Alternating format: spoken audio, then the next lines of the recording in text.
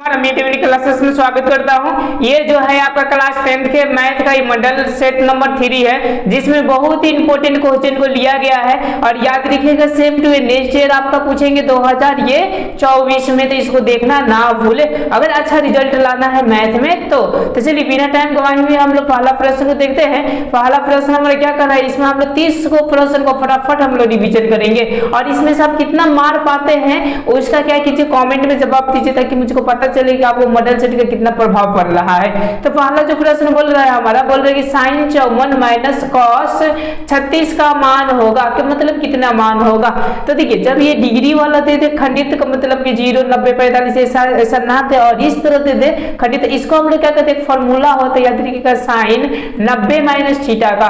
तो हम लोग क्या घटाए 90 में से कि हमारा 54 आ जाए। तो sin में से हम लोग 36 घटा सकते हैं, याद रखिएगा जब 36 घटाएंगे तो हमें 54 आ जाएगा। तो याद रखिएगा साइन का जो संबंध होता है वो किनसे होता है, जब हम एंगल की बात करें तो ये कॉस से संबंध होता है। तो कॉस थीटा का मतलब कॉस कितना हो जाएगा 36 डिग्री हो जाएगा, ध्यान दीजिएगा। और ये भी जो माइनस 36 डिग्री है तो ये भी कितना हो जाएगा माइनस आपका, ये समझिए कॉस 36 डिग्री।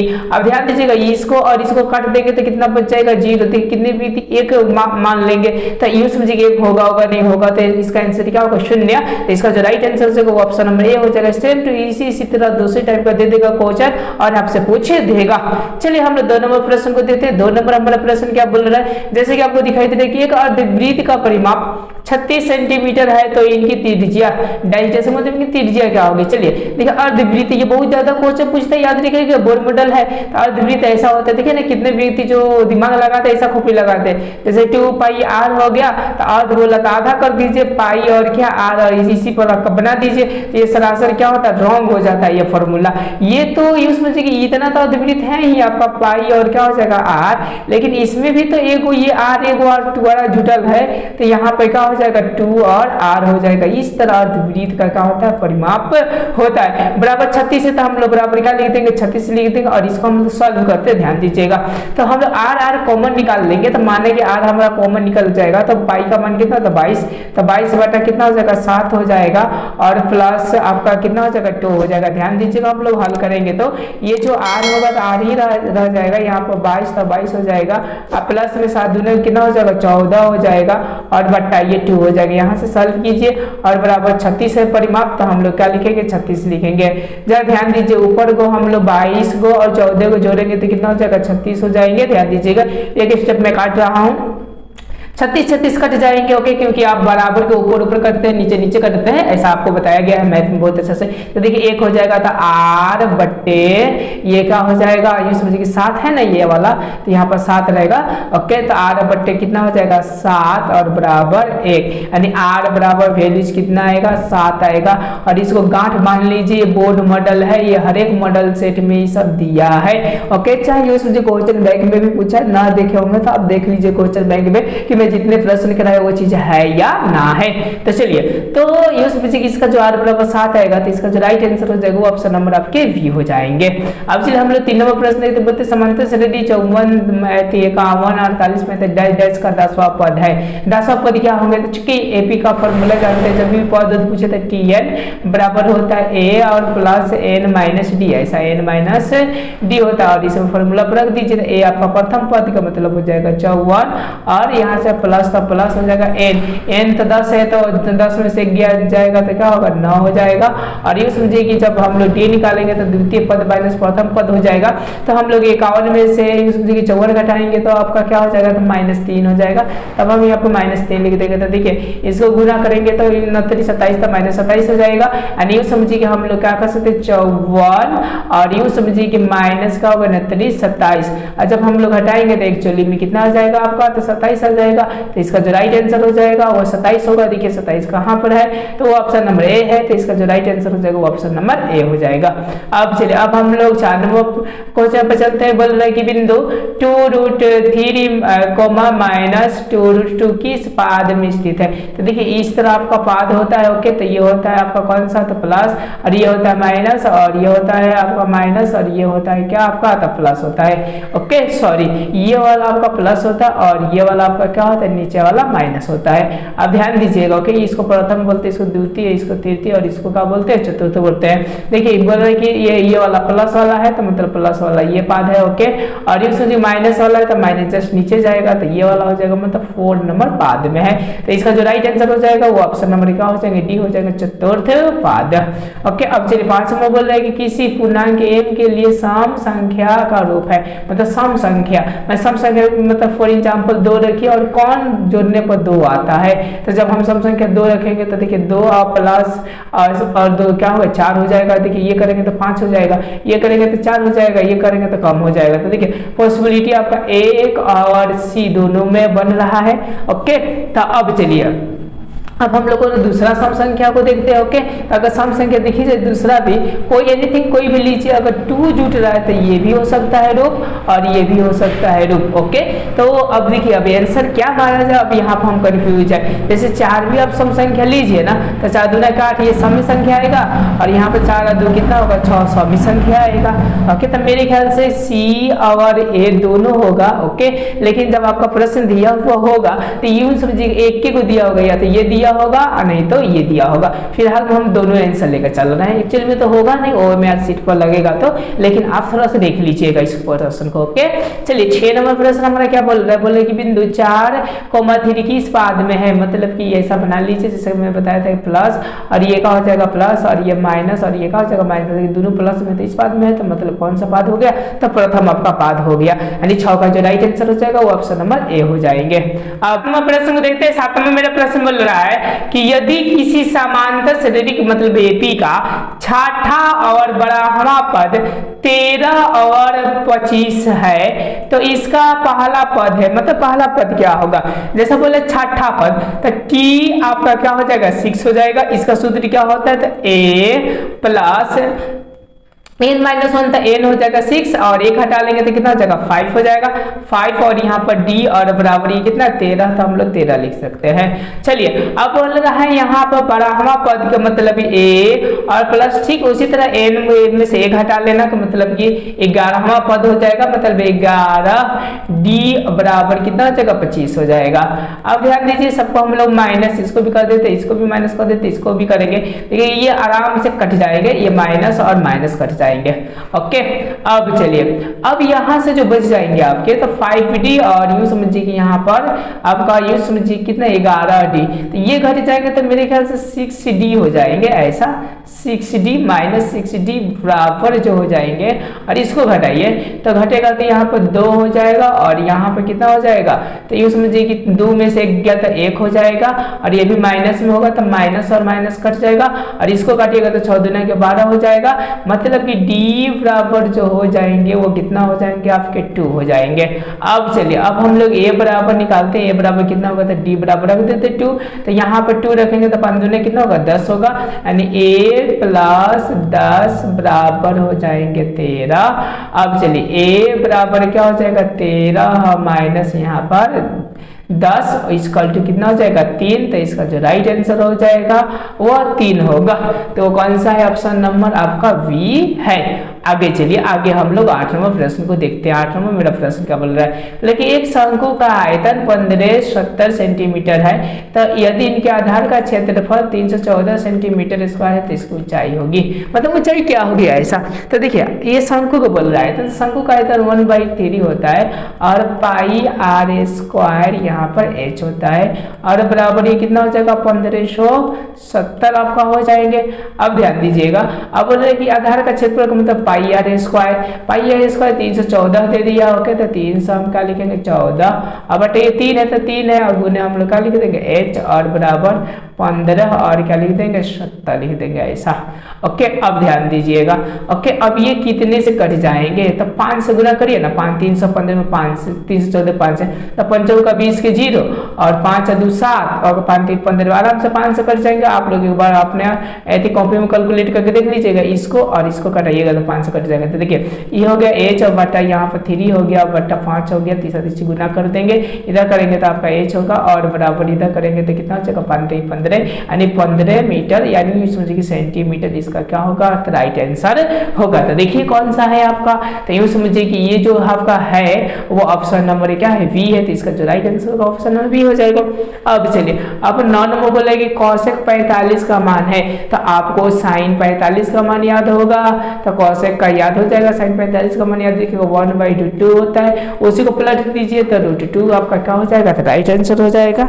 ओके तो √2 कौन सा है, तो ऑप्शन नंबर आपका C है, तो इसका जो राइट आंसर हो जाएगा ऑप्शन नंबर C हो जाएगा। चलिए हम लोग नेक्स्ट प्रश्न, चलिए अब हम 10वें प्रश्न को देखते हैं। 10वें मेरा प्रश्न बोला कि A1 A2 = not B1 B2 की स्थिति में रैखिक समीकरण युग्म, माने रैखिक जो समीकरण युग्म होते हैं वो क्या होते हैं, तो याद रखिए जब = नॉट होता है तो वो हमेशा संगत होते हैं और जब नहीं होगा तो क्या होंगे असंगत योग्य होंगे।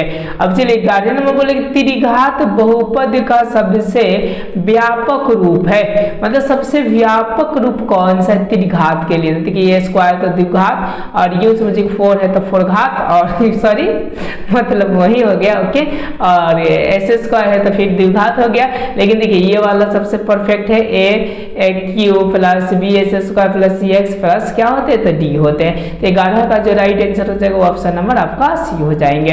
अब चलिए अब हम लोग 12 नंबर प्रश्न को देखते हैं। 12 नंबर हमारा प्रश्न क्या बोल रहा है, जैसे दिखाई दे रहा है कि यदि अल्फा बीटा द्विघात बहुपद fx SS² - 5x + 7 के मूल्य हो तो 1/α + 1/बीटा का मान होगा = वाट, क्या होगा याद रखिएगा बोर्ड मॉडल क्वेश्चन होता है, इसको आप लोग भूलिएगा नहीं, बार बार क्वेश्चन हर एक मॉडल सेटों में किया है, हर एक बार ये किया है।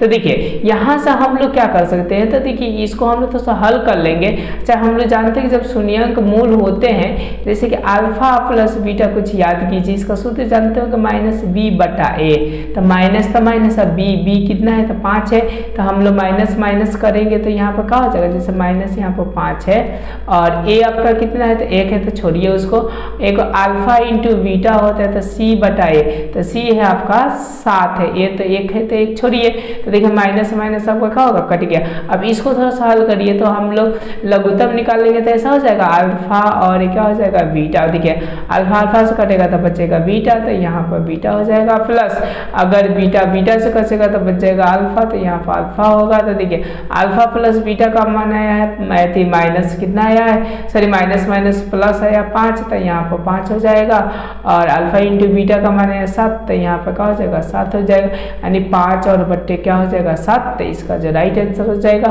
ऑप्शन नंबर बी हो जाएगा, 5 और बट्टे कितना होगा 7 हो जाएगा।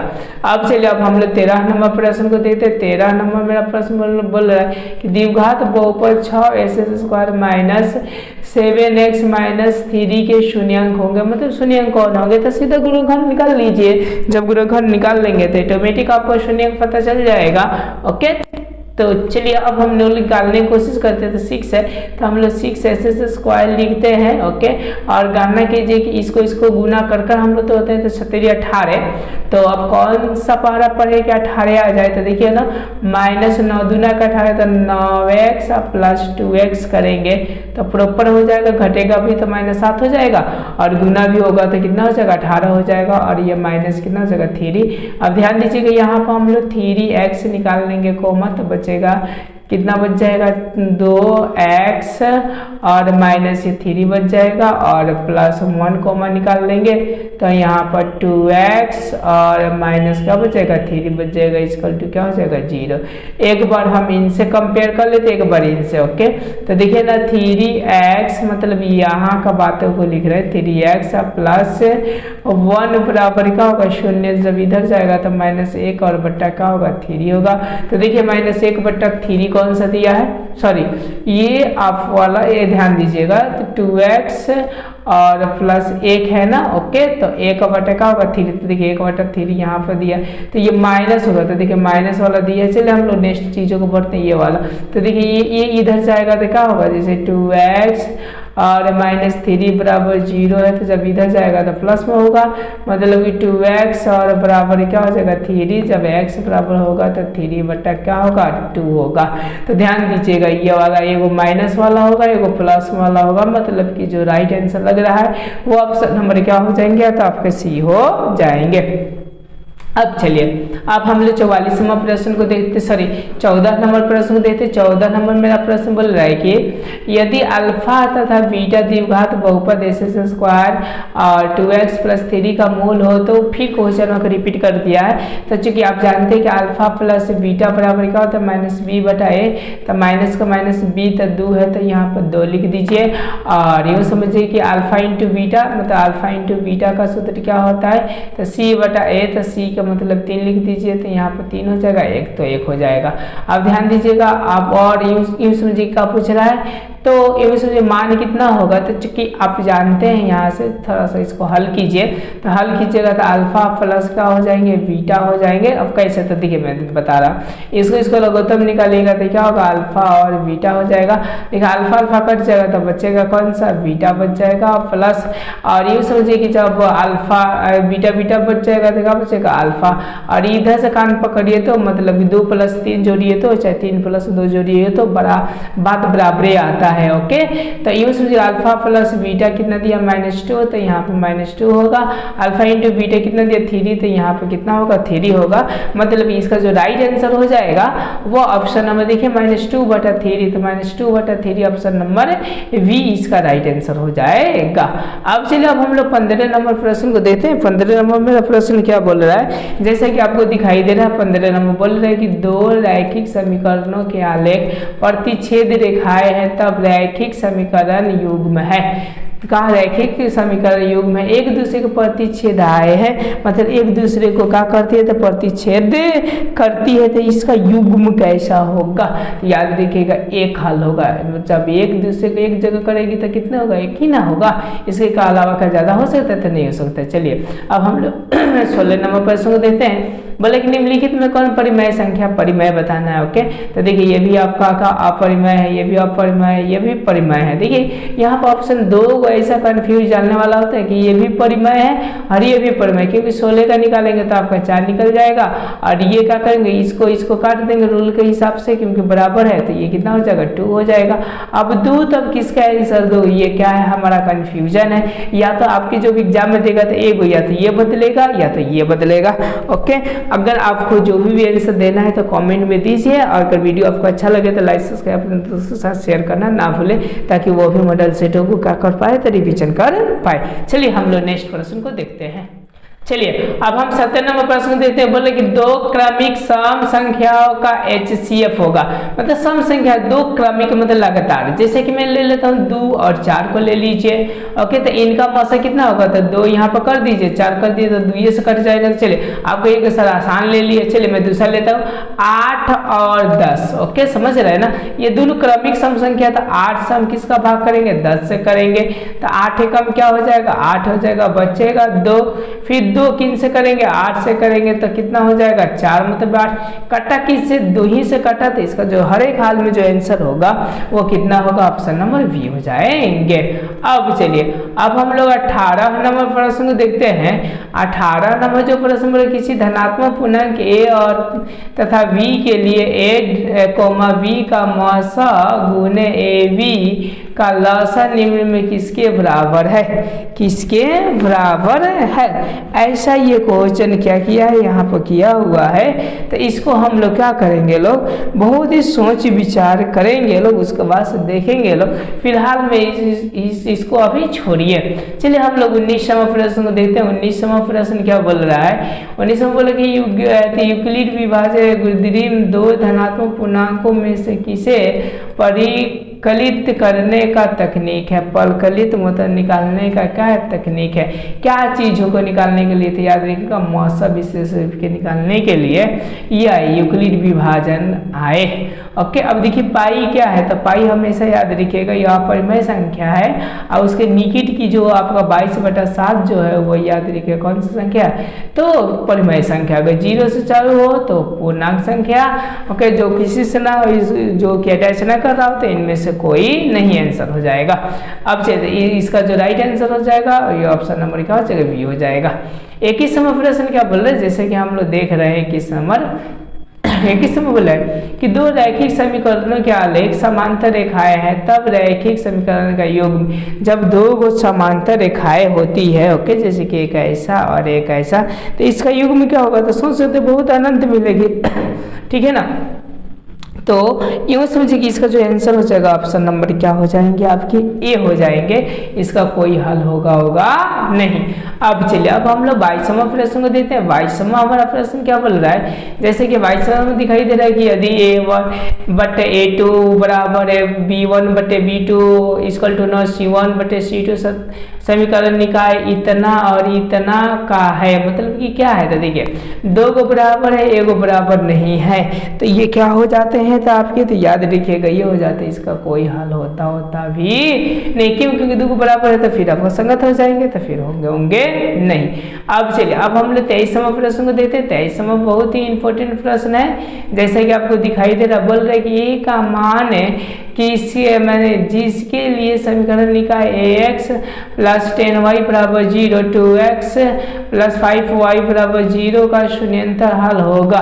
ओके, का मतलब कि क्या हल होगा ऐसा पूछ रहा है। ओके, ए का मान किसके लिए, तो हम लोग ए का मान निकालने के क्या करते हैं, चेष्टा करते हैं। तो देखिए ये पहले का समीकरण दिया ax प्लस 10y बराबर क्या दिया, 0 दिया है, और ये दिया है आपका कौन सा 2x प्लस 5y बराबर ये क्या दिया, 0 दिया है। अब ध्यान दीजिएगा यहाँ पर मैं बता रहा हूँ आपको कि अब देखिए यहाँ पर 10 लाने के लिए हम 2 से गुना कर देंगे, तो 2 से गुना करेंगे तो ऐसे 2 दूना के 4 हो जाएगा, तो मैं 4 बदल देता हूँ और यहाँ पर 10y कर देता हूँ। ओके, अब चलिए यहाँ पर तो 0 ही हो जाएगा, और देखिए माइनस माइनस यहाँ पर माइनस का कोई वैल्यू नहीं है, माइनस कट जाएगा तो कट गया।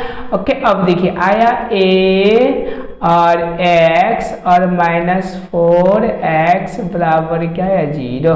अब ध्यान दीजिएगा, यूँ समझिए कि x वाला इधर ठेल दीजिए तो प्लस में हो जाएगा, तो मतलब ax बराबर 4x, तो x कट जाएंगे तो a का मान कितना हो जाएगा, 4 हो जाएगा। ओके, तो इसका जो राइट आंसर हो जाएगा तो इसका ऑप्शन नंबर ए हो जाएगा। अगर ना समझ में आए तो आप लोग मेरे चैनल के माध्यम से कमेंट कीजिएगा, मैं जरूर ही रिप्लाई आप लोग का दूंगा। उसके बाद से ये है आपका 24वां प्रश्न बोल रखे आ रहा है, मतलब द्विघात समीकरण इतना मतलब बराबर 0 के मूल्य की प्रवृत्ति होगा। तो ये सब पता करने के लिए आपको मैं खूब बेहतरीन बताए थे v² - 4a और कौन सा c, तो v कितना है तो 1 है और -4 है तो 4 है, और गुने 1 तो गुने क्या जी -1 ऐसा। ओके, मतलब ये वाला -1 है ना, जब हम लोग गुना करेंगे तो 6 और प्लस कितना होगा, 4 हो जाएगा।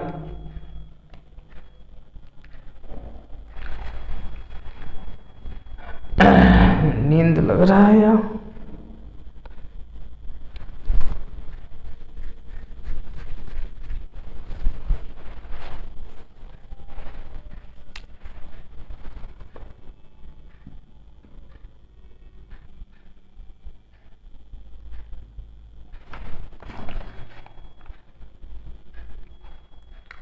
चलिए अब हम 24वां प्रश्न को देखते हैं। बोल रहा है द्विघात समीकरण x² + x - 1 बराबर 0 के मूलों की प्रवृत्ति होगा, मतलब मूल की क्या प्रवृत्ति होगा। तो देखिए जब भी ऐसा प्रवृत्ति वाला पूछते ना मूलों का, तो मैंने जैसे कि आपको बताया था कि v² और -4ac सा पता कर लीजिए। ओके, तो देखिए मैं पता कर रहा हूँ, तो ध्यान दीजिएगा v कितना होगा 1, तो 1 का स्क्वायर बराबर 1 ही हो जाएगा, -4 तो 4, और देखिए इसका भी 1 इसका भी 1, लेकिन यहाँ पर माइनस में तो माइनस का हो जाएगा, प्लस हो जाएगा तो इतना हो जाएगा, तब यहाँ पर आएगा 5। ओके, तो रूट में क्या आएगा, तो 5 आ जाएगा। समझे, क्योंकि ये रूट में फॉर्मूला होता है रूट v² - 4ac, तो 5 आएगा, कुछ ना कुछ निकलेगा। लेकिन जब निकलेगा तो ये वास्तविक तो जरूरी होगा, लेकिन समान होगा या असमान होगा, यही क्या करना है आप लोग को बताना है। तो चलिए देखिए रूट 5 हो रहा है तो ईश्वर है कि असमान ही होंगे। अगर ये समझिए कि 0 हो जाते हैं तो ये का वास्तविक और समान हो जाएंगे। अब चलिए 25वां प्रश्न को देखते हैं। 25वां मेरा प्रश्न क्या बोल रहा है, जैसा कि दिखाई दे रहा है कि निम्नलिखित में कौन द्विघात समीकरण है। द्विघात का मतलब उस पे स्क्वायर नहीं, देखिए इस पे भी स्क्वायर है, सॉरी, हाँ बाप रे बाप बड़ी खोपड़ी लगाया है, यहाँ पे भी स्क्वायर है, यहाँ पे भी स्क्वायर है, यहाँ पे भी स्क्वायर है और यहाँ पर नहीं है। ओके, तो देखिए ना आप लोग क्या करिएगा ना कि इसको गुना करिएगा तो श्योर है कि ऐसे स्क्वायर आ जाएगा, तब बोलिएगा ये भी तो द्विघात समीकरण है ही। ओके, फिर यूँ समझिए कि फिर दिक्कत हो जाएगा आपका, फिर कहिएगा कि जा अब होगा तो कौन होगा। समझ गए बातों को। तो आप क्या कीजिए, एक चीज आपको क्लास में बताए थे कि चूंकि ये गुना में है तो गुना में हम करेंगे, इसमें भाग में आ जाएगा तो एक से माइनस का हो जाएगा 2 हो जाएगा, जब कट जाएगा तो 0 हो जाएगा, तो एक से एक गुना बच गया। समझ रहे ना, हाँ यस। तो ये सोचिए 25 का जो राइट आंसर हो जाएगा वो ऑप्शन नंबर क्या हो जाएगा, ए हो जाएगा। चलिए अब 26वां प्रश्न देखते हैं। बोला कि द्विघात समीकरण x² - 5x + 4 = 0 का विवेक्ता निम्नलिखित में कौन है, मतलब कि इसमें कौन है। चूंकि आपको बताया थे विवेक्ता निकालने के लिए b² - 4ac पर क्या किया जाता है, निकाला जाता है। तो ध्यान दीजिएगा यहाँ से हम लोग -5 का स्क्वायर करेंगे ऐसा, क्योंकि वो v का मान है तो स्क्वायर और -4 तो 4 हो गया, a तो 1 समझिए इसके सामने तो 1 है तो कोई वैल्यू नहीं है। अगर c किया है तो 4 है तो यहाँ पर हम 4 लिख देंगे, तो देखिए माइनस में प्लस में गुना हो जाएगा। ओके, मतलब माइनस में प्लस का 50 क्या हो जाएगा 25, यहाँ पर 25 और माइनस 4 का क्या हो जाएगा 16, तो घटेगा तो कितना होगा 9 होगा। आप लोग हमेशा याद रखिएगा। ओके, तो 9 तो याद रखिएगा आंसर क्या हो जाएगा, ऑप्शन नंबर इसका सी हो जाएगा। चलिए अब हम लोग 27वां प्रश्न को देखते हैं। 27वां हमारा प्रश्न क्या बोल रहा है, बोल रहा है कि निम्नलिखित में 4 - 1/2 s² का शून्य का मतलब कौन शून्य कर सकता है। तो ध्यान दीजिएगा। ओके, 4 मतलब कि इतना हल करके 4 ला दीजिए तो ईश्वर है शून्य को, पहले का कोई रकम देखेंगे तो 2 दूना के 4 और ये हो जाएगा 2 आपका, समझे कि फिर रूट निकल जाएगा तो 2 हो जाएगा, तो समझिए कि 4 और यूँ समझिए कि 2 हो जाएगा और बट्टा ये 2 है तो 2 कट गया, तो बच्चा कितना आपका मतलब 4 बच्चा। ओके, मतलब 4 बचा, तो देखिए 4 और -4 बराबर क्या हो जाता है 0, तो इसका जो राइट आंसर हो जाएगा ऑप्शन नंबर सी हो जाएंगे। अब चलिए अब हम 28वां प्रश्न देते हैं। 28वां बोल रहा है कि निम्नलिखित वर्ग समीकरण में से किस समीकरण का हल परिमेय संख्याओं का समुच्चय में होगा, मतलब परिमेय संख्या ऐसा बोल रहा है। ओके, देखिए हम ये भी करेंगे तो रूट के अंदर में आएगा, ये भी करेंगे तो ये वाला रूट के अंदर में आएगा। ओके, अगर ये वाला भी करते हैं तो देखिए ऐसे से स्क्वायर हो जाएगा तो फिर रूट के अंदर आ जाएगा, ये वाला करेंगे तो ये चला जाएगा इधर। समझ रहे हैं ना बातों को। ओके, किधर चला जाएगा मतलब ये पट्टा में चला जाएगा, x -1 तो कितना हो जाएगा 0 हो जाएगा, तब देखिएगा x + 1 बराबर क्या होगा 0, तो जब x बराबर हो जाएगा इधर तो -1 हो जाएगा। अच्छा, हम इधर भेजेंगे तो ये वाला रखेंगे तो प्लस हो जाएगा। समझ रहे, तो चूंकि एक आपका क्या होता है तो परिमेय संख्या होता है, तो इसका जो राइट आंसर हो जाएगा वो ऑप्शन नंबर आपके क्या हो जाएंगे डी हो जाएंगे। चलिए आज का सबसे लास्ट क्वेश्चन हम लोग देखते हैं 29वां क्वेश्चन है। नेक्स्ट वीडियो में जो 4 नंबर बनेगा हम लोग 30 से क्या करेंगे तो कमेंट करेंगे। ओके, तो चलिए ये बोल रहा है कि 1, 5, 9, 13, 17 समांतर श्रेणी में पदांतर का मान होगा, मतलब कि ये समझिए कि डी का मान। चुके सब लोग जानते हैं कि द्वितीय में से प्रथम घटा देंगे तो द्वितीय में तो 5 और 5 में से क्या तो 4 इसका राइट आंसर। अगर वीडियो अच्छा लगे तो लाइक सब्सक्राइब अपने दोस्तों के साथ शेयर करना ना भूले। Thank you.